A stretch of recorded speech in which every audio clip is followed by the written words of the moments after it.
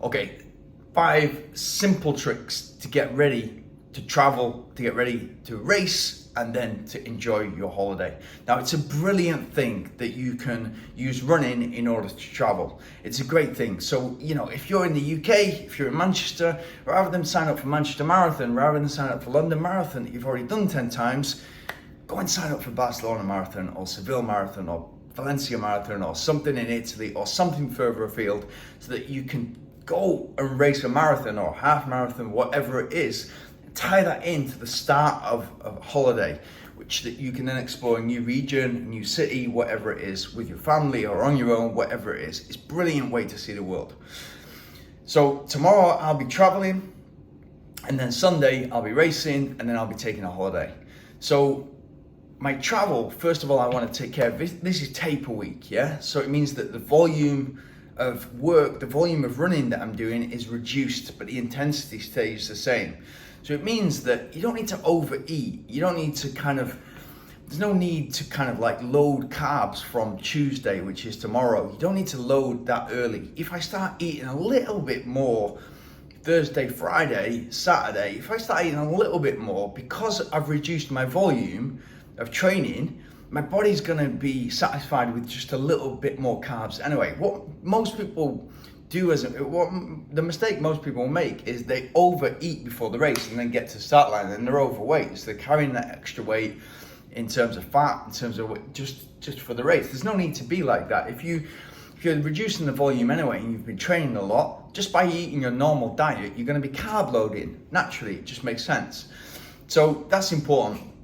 For the flight, I've got to make sure that I've got access to the right foods. So my go-to is porridge. I love eating porridge. I'll eat well before the flight, and then for the flight, I'll take oats, and then when the air hostess comes around, I'm going to ask for hot water, and she's going to pour it on the oats. I'm going to eat oats. I'm going to have all the good stuff in there.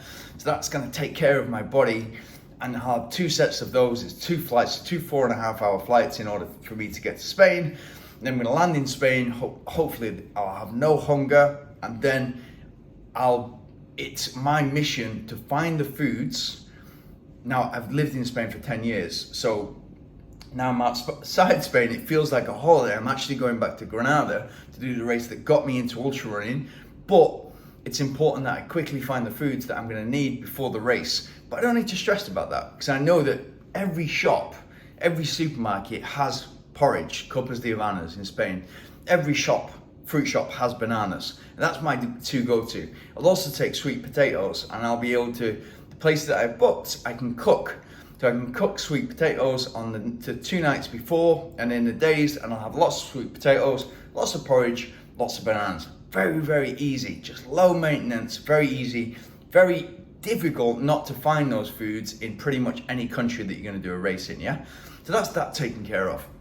Second thing is, I don't want to be doing loads of sightseeing. I'm going to a place that I know before, but I'm really excited to go and see friends. I'm really excited to go and see the old places that I lived just a year ago, yeah? But I don't want to be doing a lot of that before the race. I'm going to do the race first, and then that's a great way, especially if you're doing a long race, it's a great way to go and sightsee, to walk around, to get blood flowing around your legs and to recover after the race. Don't tire yourself out before. The expo, there'll be media duties. I don't want to get involved in that to as much as I possibly can. I want to do my job. I want to help promote the race, but I don't want to be walking around an expo for 2 hours. I don't want to be doing media stuff for 4 or 5 hours. There's no point in me doing that, yeah? So for me, I want to be fresh and ready to do my best possible on Sunday. So I feel good about the rest of my holiday. So you got your foods lined up.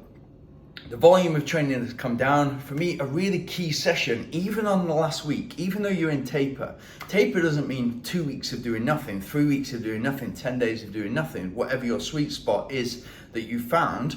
Taper means reducing the volume, keeping the intensity the same, and a nice check-off session I like to do on the Wednesday before a Sunday race or the Tuesday before a Saturday race, a nice 4 days in between, is 3 times 10 minutes. And I do this whether I'm doing a 10K or whether I'm doing an ultra marathon. 3 times 10 minutes at race effort. And I say race effort because this race specifically is all uphill. So I'm going to be doing approximately the same gradient. Even if that has to be on a treadmill, it's probably going to be on the course. But even if that has to be on the treadmill, It's really important for me to do the same effort, same pace, and the same gradient that I'm going to be doing in the race. And what that does for me is it will be a bit of a confidence boost if you're not confident already.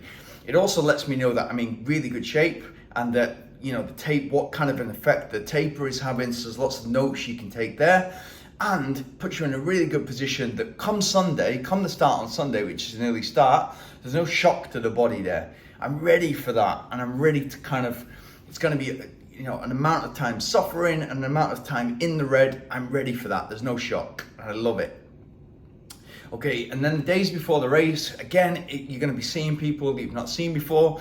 You're going to want to talk about running. Try and sit down as much as you can, and make sure you're taking in foods, and don't let it go more than 2-3 hours before you're eating something like that's carbohydrate rich. Lots of fruits on the go, lots of carbohydrates. Just keep a check of that, and keep hydrated. In the 2 days before, I'm obviously going from a hot country to a hot country, but I'm going to be taking in loads of water. So that especially in the days before, I always drink a lot of water, like 3, 4, 5 liters a day, but I'm going to be taking a lot of water. I'm not going to be dehydrated, so I'm not going to turn up to the race dehydrated. That's obviously a red flag, and you've got to be careful that you're drinking enough water, and be careful with things like humidity. Yeah, it might be cold outside, but the humidity might be high, and that might be taking fluids away from you. So just keep a check on that.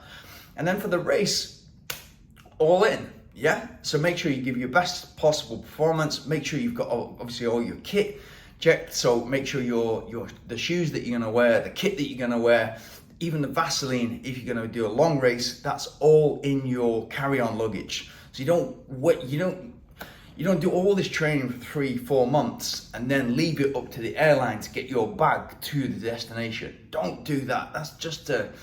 It's just a beginner's mistake, yeah? Make sure that everything that you need on race day is with you on your carry-on luggage. So there's no mistakes there, right? And it's the same with nutrition. If you've got gels, if you've got I'll be taking my Morton gels, I'll be taking my Morton liquid. Don't put that on the aeroplane in your check-in luggage. Keep it on your carry-on luggage. So all that, I know for sure that on me is everything that I need for a race day. So there's no mistakes there. There's no waiting for you. And I've done it before. You're waiting for your luggage. I'm waiting for that Great Britain suitcase to come around and check, and it just doesn't arrive. And I'm going over to Lost and Found, and guess what? It's not going to arrive until the day of the race or after the race. And then you're stressed. And then you're in a point where you've got to get to a small town or small village, and they're not going to have your nutrition. They're certainly not going to have your kit, and they're not going to have the shoes that you want. Don't make that mistake, right? And then after the race, this is the fun part. So you've done the great thing of booking a race where you want to take a holiday, and whether you're with your family or on your own, whatever, that's the time that you can go and sightsee. That's the time you can book time in the sun to go and sit on the beach, whatever you like to do, go and check out stuff. There's so many things, 100 things I want to do back in Granada, because once you leave a place that you love, all of a sudden you have a list.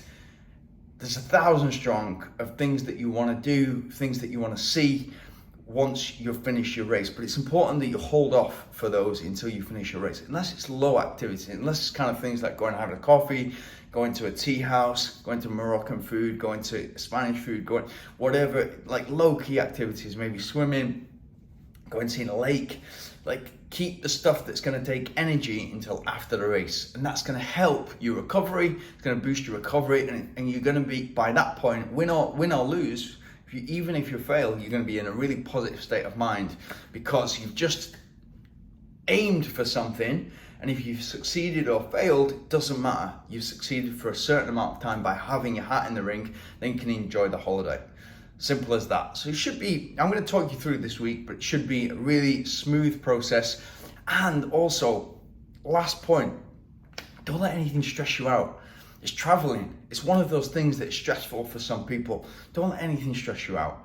So make sure everything's packed, and planning is going to reduce your stress, but don't let anything stress you out along the way. Maybe you get to the car rental company and the car rental company don't have a car for you.